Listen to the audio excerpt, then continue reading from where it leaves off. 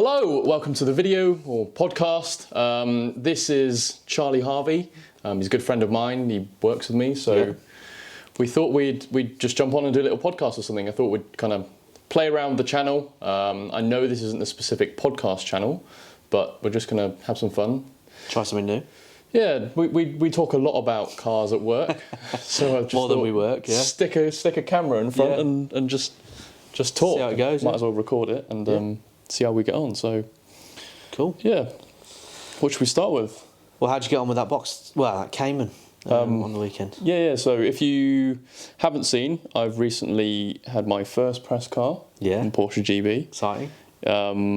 That came from the We Drive event with Raz. I met a couple of the Porsche GB guys there. They obviously liked what was going on the channel. Yeah. And then I asked if I could borrow a Cayman GTS 4 litre to review on the channel. I thought I'd start small.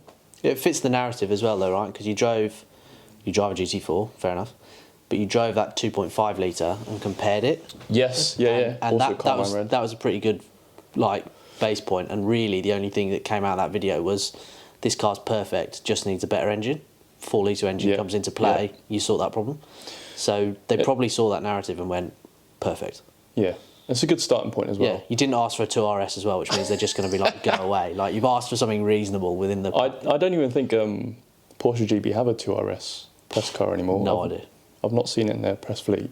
Yeah, it's probably gone to the museum or something, hasn't it? Probably, yeah. I mean, the slightly going off tangent here, the GT3 Touring that Joe Achilles took to Portugal, I think I saw on Instagram that he put up a post where it's hit 10,000 miles now. Oh, they're retiring it. And they were saying goodbye to it. Do you reckon they sell those cars?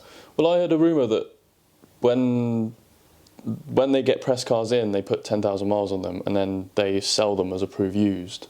Huh. So it means they can keep the press fleet fresh. Yeah, that makes sense, doesn't it? Yeah, and I guess 10,000 miles isn't that many for a press car, especially if Joe probably put 2,500 miles on that thing. You've got a while. I know that, the Porsche Experience Centre in Silverstone, all of those cars get prepped and sold to Porsche Silverstone. So a lot of the used cars that come out of Porsche Centre Silverstone have come from the Experience Centre. So top tip, don't buy one of those because they've been absolutely hammered around a track for the first part of their life. But I mean, they get maintained really well, so it'd be absolutely fine. It'll be approved used, looked after. Yeah. But yeah, that thing's been hammered. Yeah, because when I knew that I was getting the GTS 4 litre, I naturally went on YouTube and had a look at what other people had filmed and stuff. And all the GTS 4 litre videos were all a Python green car. Oh, yeah. And I knew mine was going to be Carmine Red, and there's not a single press car that's Carmine Red. All right. And when I got it, it had done 4,000 miles. So they must... They must just rotate them. Every 10,000, get a fresh new spec. I wonder if... Was that Python one, was it a PDK box, or was it a manual as well? Oh, okay, so they literally they have cycled all of them, like Joe Achilles, petrol paired. Yeah, I remember that. I was doing the rounds. All of them was a green car, and not a single Carmine Red one. Yeah. So... Yeah, and the press cars are always spec'd up to be... They're lovely, aren't they? Although one thing that I did like is they've done a few cars that are bare, haven't they? They did that red 911, Guards Red, which is free, and it had wheels or something on it. 911 as well. They've just gone, look, this, if you literally walk in and say, I'll have a 911, thanks very much, walk out the door, that's quite cool. Because normally, you're right, they're spec'd up to stupid levels. It's the same when stuff that no one would actually. It's the same when you demo a car. They're always got things on them that you would never put on it yourself, but they want to show off all the things they can do, which makes a load of sense. But yeah.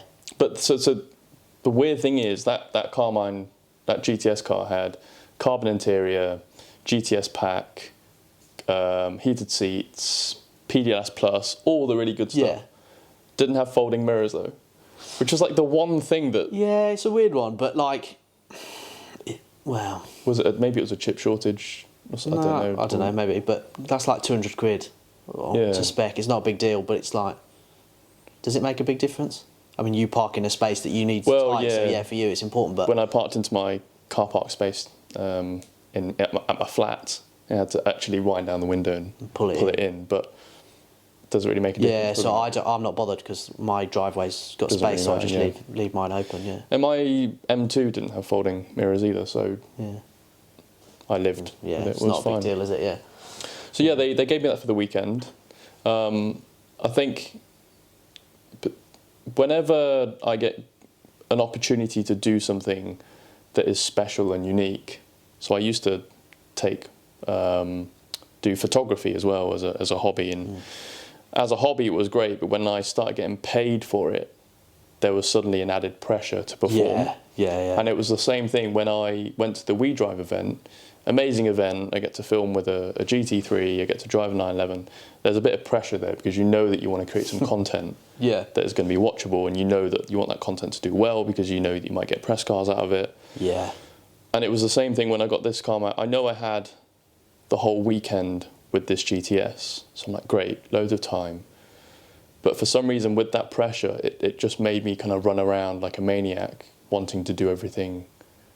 I almost tried to do too much. I was like, I'm going to get a reel, an Instagram reel, a few of those. Let's film 3 videos, because I've got a whole weekend. It's a lot, that is. It's a lot. And then you also end up repeating the same content. You try not to repeat the same content. And then I did it because I wanted to do a comparison, so I had to get that video in as well. And I think maybe I overdid it. So it's probably something I've learned. Yeah, I mean, you've got to take advantage of the opportunity, and having access to that car. You know, you haven't got it this weekend. You haven't got it next weekend. Like it was a one-time shot, so you got to make the most of it. I get the pressure piece as well, right? Because there was on that We Drive. We Drive. Yeah, on that We Drive thing, you literally had. If you made a bad impression there, you wouldn't have got this GTS. Like so you knew that, so that's there. And now you've driven this GTS. If you make a good impression, I'm not saying it's going to lead to a 4RS, but like if you built the narrative and you put a storyboard together, the next iteration is to drive their press fleet 4RS. Like that'd be cool, right? Because then you've done the full spectrum of kind of the more special Caymans or Boxers, and that would fit really nicely into the narrative. If these videos nail it, you'll go far. In the back of your mind, you'll be thinking about that. There's the pressure and there, that kind of adds to some extra. So yeah, I see that. I think it's got to get easier. You've got to think it gets easier. I mean, maybe it doesn't, but you've got to think that. Even the guys at the top must still feel the pressure. Yeah, to perform or not put their foot in it or whatever.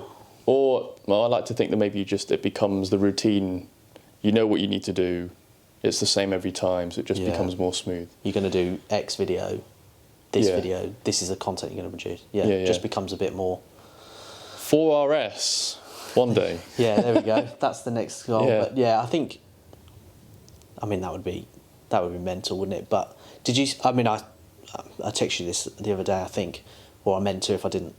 Did you see that Evo Car of the Year were basically not that impressed with it? Like, they said it's great. They say the 4RS is like phenomenal, but it's a bit too much for the road. Am I confusing this with Autocar because they come out at the same time? I think they gave the Maserati. Yeah, maybe I'm winning. confusing it, but it's that one. They gave that car the win. Yeah, which is confusing because that car across the board has never really been that. Yep. Wow, and was a 296 on that drive. 296 was on that. Yeah, which is just a better MC20. Like it hasn't, because Ferrari won't tell you that it has, but it's got, a V6 like the Maserati does. It's got, it's basically the same car, isn't it? But that's an interesting point. All the people I've ever spoken to about Ferraris, if they've got V12 ones or they've got the V8s, and they say that 296 is unreal, like actually really good. Sounds better than the SF90. Correct, yeah, because it's and half the price. Yeah, it's just that. I think it's just that bit less power, and it's a bit less. Right. I mean, the electricity thing apparently. Is it more refined because the 290 came out first?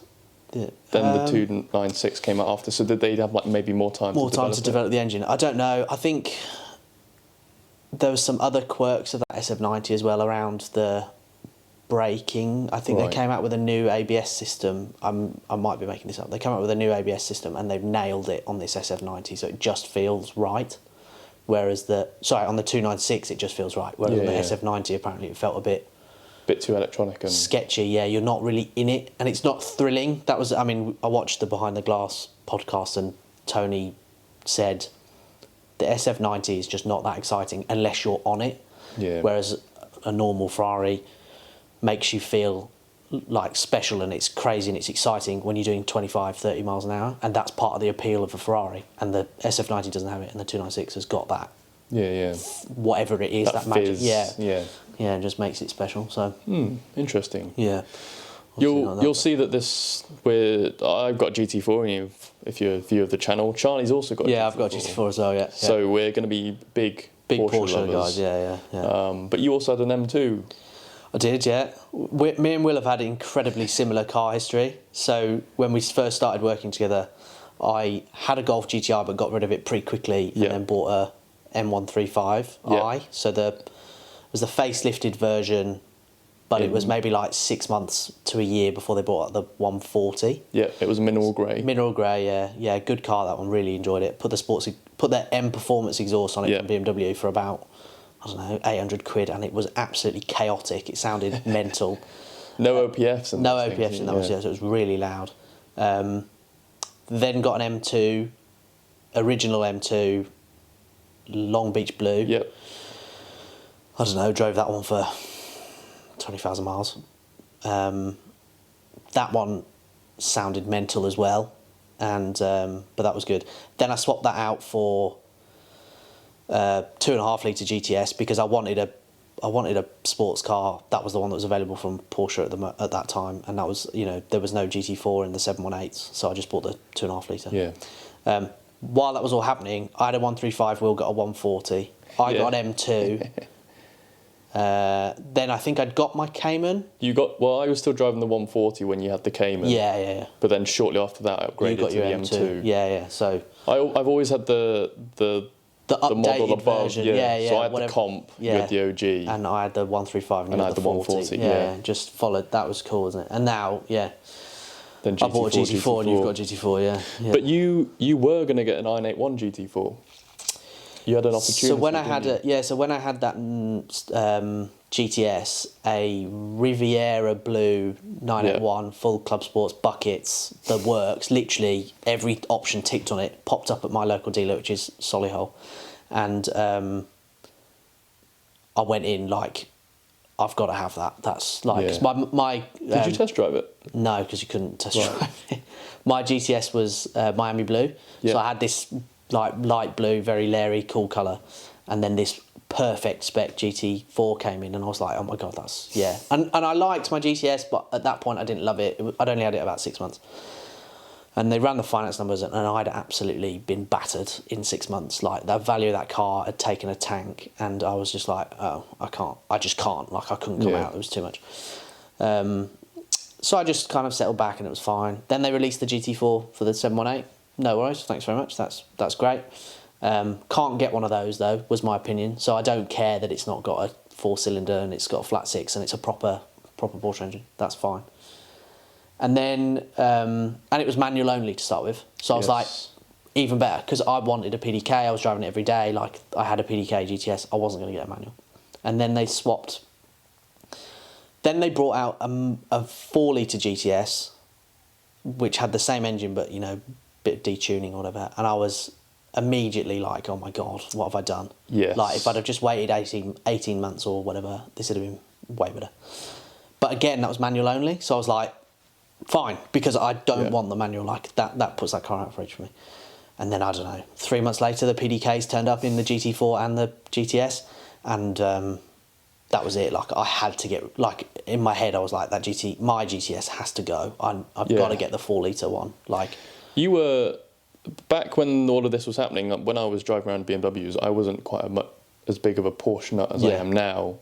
At the time, you were going to get a GTS 4-litre PDK. And I remember thinking, it's the same car, Charlie. It's just a different engine. I remember having that chat with you. Why? I don't get it. You were definitely talking me out of it. And I was just going, well, you don't get it, mate. Like, it will be different. It will be better. The engine is, it's a more special engine. And while a GTS engine that I had, the 2.5 litre, was like, it was a joke. It was so fast. It was pretty economical. I mean, it left stuff that it shouldn't have left in its dust. I took an M4 cab on a roll from about 40 miles an hour, and I was pulling away from it. And that had over 100 horsepower more than me. Okay, it's heavier and all that, but that engine was properly punchy. It just sounded a bit crap. Like, it's nowhere. It's the one thing letting it down. Yeah. So So yeah, I phoned up my dealer and said, look, I can't do this anymore. My car's now 2 years old. I'd like a 4-litre GTS, please. And he said, yeah, no problem. Let's start that process. And then I don't know why, but I'd been seeing a lot of Spider, Boxer Spider content. And I thought, you see loads of GT4s, but everybody is always telling you how hard a GT4 is to get. So I'll try a Spider. I'll just drop it into conversation. Unless there's any chance you can get me a Spider. Haha. As a joke. And he went, nah, I don't think I can get you a Spider. And I was like, oh, okay, fine. I'll have a GTS. That'll be fine. He said, but I could probably get you a GT4. And I was like, yeah, done. Like, thanks very much, whatever. And I immediately said yes, obviously. And then we kind of, he just said, okay, well, just send me a deposit. So I gave him I don't know, it's about $3,000, I think, for a 718. It's not like mental, but it's a decent chunk of money. And he just said, cool, thanks very much. And I was like, right, so when does it come? Any confirmation that I will get it? He was like, oh no, so I've got to go and talk to the dealer principal, see if we've got any GT4s coming in, and who's on the list in front of you, and all the rubbish that they have to deal with. And so I just kind of sat there waiting, and then while that was happening, I remember messaging you because I built the two cars on, two perfect spec cars on the configurators, and it was like 10, 12 grand difference basically. Yeah. And for what I use my car for, which at that point was, I'm smashing up and down the motorway to go to work. I'm driving out a bit, doing bits and pieces, but I'm not doing any track days. I am going on drives, but I'm not like pushing a car to the point that I never pushed my GTS to the point that I thought, God, I need more than this. Yeah. So I was kind of like, 10, 12 grand. Is it worth it? Yeah. And then I asked for the finance figures for the two cars. I sent my both specs to him and just said, look, this is where my head's at. Because at that point I could have just jumped into a GTS. They're more freely available, so it's no worries. And they just said, they sent me back the numbers, and it was like 100 quid a month or something. Difference. Yeah, because the residuals on the GT4 from Porsche's, conservative levels were much better. And then if you go at that point, if I looked at 981s and stuff, because that's the only car that had kind of hit the market, the values of them after 3-4 years is way above what they were still list. They were basically list, yeah. So it's way above what Porsche were quoting me on the finance. So actually the gap closed. And my own experience on my GTS was that it was much better than they'd said it would be, but it was not as good as I'd hoped it would be. Yeah. So I kind of took this approach that I'll just have to, I'll just go and get the GT4 because it's more, but it'll be worth more. It is more special. I mean, it just is, but I don't use any of its capability above what a GTS would do. I might have touched its limit once, not its limit, but like pushed it above where I feel like a GTS would have done once. Even when I went on track, I wasn't even at the limit of the GT4, but it's nice to drive something special, but the GTS is everything that you really do need. I think if I'd managed to buy a 4-litre because of timings and stuff, and it had all worked out so that my first GTS was a 4-litre, I'd probably still have it. I probably wouldn't have come out. I probably wouldn't have phoned him and said, "Can I have something else?" Yeah. Maybe it had gone now because it would be 4.5, 5 years old. But do you know what I mean? Like I wouldn't have come out of it at 2 years. So yeah, that was. It's good though. You've done well then. Yeah. People like us had to go on auto trade. Buy used. Yeah. I mean, family history plus buying, servicing, financing at the same dealership, selling the car back to them. Loads of like factors contributed, and I was also buying in the time where it was not impossible to get one. It was like, depending on the dealer, it was hard, but it was not like laugh at you, get out. It was way before COVID times as well. Yeah. So people say this a lot, but until you own a Porsche, you don't really know what they're like, and only until you get one do you become infatuated and in love with them. Yeah. And only until I got mine am I now in love with. You just get with it. All of them. It just makes sense, doesn't it? Because I would not have. When I had the M2, I would not have gone and got a GTS. Like a Cayman just didn't. You weren't interested. Yeah, I remember the first conversations. Like I said. Because you couldn't, I asked my dealer if they'd if there was any chance you could have one, you'd asked a couple of people and they'd kind of just said no. And no, I just didn't want a Cayman, so either it was a GT4 or just... Yeah, but I tried, didn't I? I was like, go and get a GTS. You could walk into a dealership, buy a GTS, that 4-litre engine. Like, you could have a brand new car. It will cost you, I don't know, 10 grand less than a used car that's done some miles or whatever. Just do it. And you were like, no way. Just not interested, yeah. Because it wouldn't be special, which, yeah, okay, it's not special. There's no way around it, but it's good. Like, it's so good. In hindsight, I don't regret my decisions, though. No. I'm still glad I went GT4, but... for sure. Yeah. Different. Yeah. Now that I've owned one, they're pretty special. There's something about them, isn't there? But yeah, I've been on both sides of the fence, and probably a lot of my viewers who, were M2, M car owners, if you were thinking about a Porsche, drive one, try it. But I can understand, because a lot of my followers have M2s, and they message me asking to get a GT4, and they don't consider the other options, just like I did. Yeah. I mean, you drove a Boxster T, was that right? I did, yeah. I drove a Boxster T as a test drive. And I can 100% see why that wasn't appealing, because you came out of that car and I was like, in my head I was like, he's sold now. He's driven a Porsche. He will get it. But you came out and you went, nah. And I think, unfortunately, that it's a base model engine. That engine is just not going to excite you. It's a 2-litre, and at the time I had the 140, so you got a straight 6 with 340 brake horsepower. Yeah, you were coming down in power. There's loads of things contributing to that car not working. I think if you'd have... Well, I wonder, because it was, turbo versus NA and all that jazz, but if you'd have jumped into a GTS 4-litre now... From that 140, you'd have gone, this is special. Yeah. Because there was... The sports carness of a Boxster would have been enough for you to realise that this is a proper serious car, but the engine then just kind of pegged it, knocked it down a few pegs, whereas now the engine wouldn't knock it down. It would potentially even push it up, because that when you're like on it and the engine is like revving all the way, that's when you really get the thing, and that's something that the flat sixes do that those 4-cylinders just they can't quite do it, and And back to your original question about this weekend, that it really surprised me how easy that car is to live with. The little Manatino. Yeah, sports car. That's so cool. Great. Isn't it? It makes it a normal base Cayman that you can just live with like a normal car. Flick into sport, and it's like 99% GT4. Did you go into Sport Plus?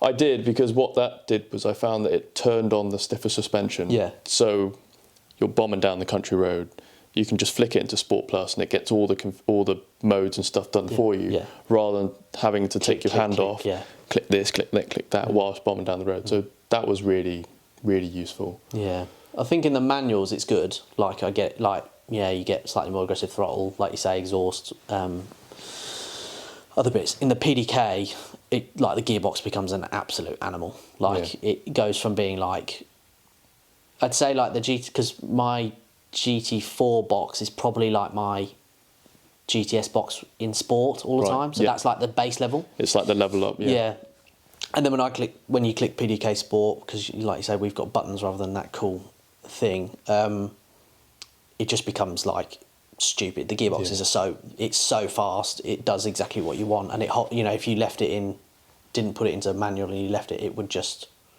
it'd redline, like it would let you redline it. Fantastic gearbox. Yeah, but in the GTS, that Sport Plus doesn't go as far because the map's not the same, but it really transforms that car. Yeah. Like, it makes it properly pointy, very, the ride becomes quite firm. But yeah, then you finish and you go back into comfort, back into normal or whatever they call it, and it's comfortable, it's quiet. The sound deadening was something you commented on. Yeah, it's just definitely quieter. Just a lot quieter inside, which is good and bad, but for a daily car, way better. Yeah. So the weekend with that car was great, but like I said, I was definitely rusty. I had to redo the introduction 3-4 times. Oh, right, okay. Editing the video, I've forgotten a load of clips to add in, some of the drive-by clips. So I'll add those into the other 2 videos I edit. And I've messed up the volume a little bit in some of the clips. I think the GoPro muffles, it drops its when When the cabin. when the GoPro realizes it's too loud, it muffles the volume. Right. But it's really loud because when you're redlining a 4-litre engine, it's really loud in the cabin, so it drops its volume. And then is it not? And then I guess when you shift, it drops gets back down quieter, again, but the but it mic stays doesn't there. go. Yeah. Got you. So I'm just a little bit rusty. This is the first video of 2023, but we'll get better as we go along. Nice. Same with these podcasts. Yeah, it'll all just get a bit better. Yeah. So my camera only films 30 minutes at a time, so we're at a 25-minute long video now. So I think we'll probably Call it a leave day there. this video here. Okay. Guys, let me know what you think. Do you enjoy the kind of podcasty style stuff? I've always wanted to kind of do this kind of content because sometimes there are news announcements of cars and I'd like to just hop in front of the camera and talk about them. So I've done things like when the new M2 was announced.